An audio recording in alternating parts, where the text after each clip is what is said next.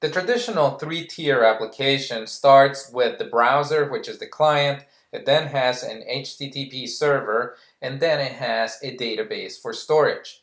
Now, depending on what you're working with, it's going to take a long time to configure this development environment. Now, we're going to go ahead and do this with Docker in a couple of minutes here, maybe more like 5 minutes. And we will be leveraging images that have been predefined. On the left-hand side, you can see the base image that simply gives you your operating system. The middle one is Node, which will be our HTTP server. Someone has gone through the trouble, in this case the official creators of Node, of creating an official Node image. The same thing can be had from the Mongo image. Now, I'm going to go ahead and show you where they come from. And they come from Docker Hub.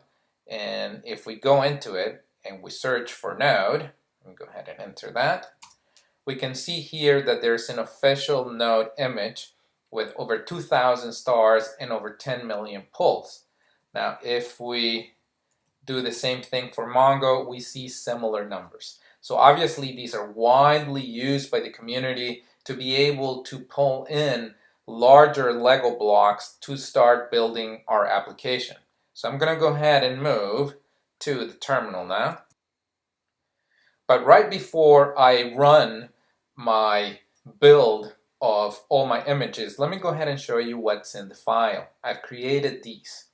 As you can see here, I have a Docker file and a Docker compose. The very first line references that node image, that official node image. It'll look for it locally. If it doesn't have it, it'll pull it down and use that to add the additional commands. I then, within this fresh new image, you can think of it as a new machine, I'm going to add a working directory.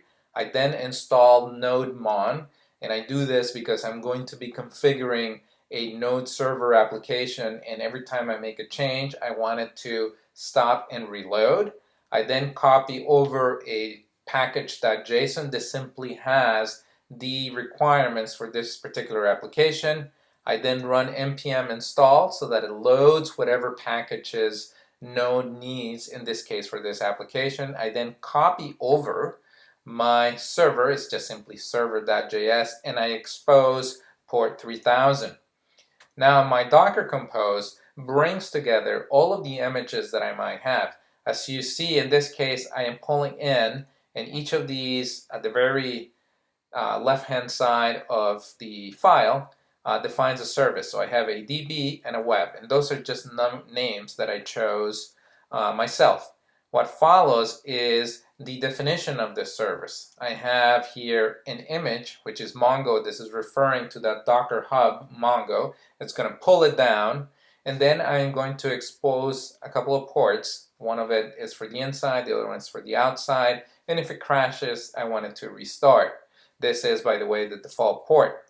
I then do something similar for the web, and this is referring to that Docker file. So I'm first going to build it. I'm going to bring in that image, as you saw, and then it's going to run all of those commands. Once it's done, I'm simply mapping my local directory system to overlay on the internal one, and I do that simply so I don't have to go into the container. I map my ports. In this case, I wanted to run port 3000. I then link to the database so that I can see it from the Node.js side of things. And then at the very end, I simply run a command, which is nodemon. It's that node monitor npm package that allows me to run a Node application, and it simply reloads it every single time I do an edit. So that is the definition of my files. Now I'm going to go to, and as you can see here, let me go ahead and just show you a snapshot of my file system. I have those files plus the servers. And now I am going to go ahead and run the command for Docker Compose. As you can see, there's Docker Compose -p allows me to give it a name. I gave it as a root able son, and then up is simply what starts the process. So I've hit return there. You can see there that it has fired up DB1 and Web1, and now this application is live and listening. So if we go to, let me go ahead and show you quickly. And as you can see there are some configuration packages that it's pulling in. It's the Mongo client, then I'm instantiating Express. The rest of it is simply making a connection, and then I have a few methods through which I can write to the database and then read from the database. So let's go ahead now and move to the application, and we'll go ahead and enter localhost 3000. If all goes well, we should see greetings from the server. And if we go back to the file, you can see there that if you hit the root, it's greetings from the server. I'm then going to hit create Mongo. This will do some writes to the database. Let me go ahead and enter that. Create Mongo.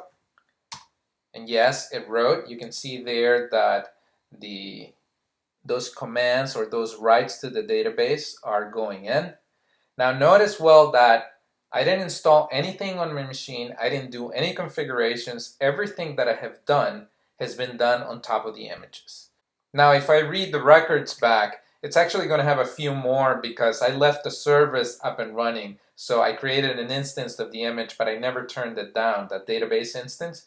So it's actually going to give me a bunch of them back that I was reading while I was testing. So if we switch to the read, you can see there that a bunch of random users have been created and I've read them back to the database. But you can see how very quickly, if you have the right definition files, you can get up and running. So that's it for this one.